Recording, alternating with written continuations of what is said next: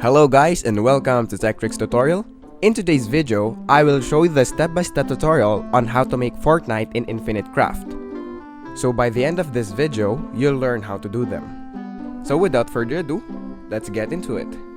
So the first thing that we're going to do is to combine water and fire to create steam, then combine it with earth to create mud, then combine it with fire to create a brick, then combine 2 brick to create a wall, then after that combine it with brick to create a house, then combine it with wall to create a castle, after that combine steam and fire to create engine, then combine 2 engine to create rocket, then combine engine and steam to create a train, then combine train and rocket to create bullet train, after that combine 2 rocket to create satellite, then combine it with bullet train to create internet, then finally combine internet and castle to create Fortnite.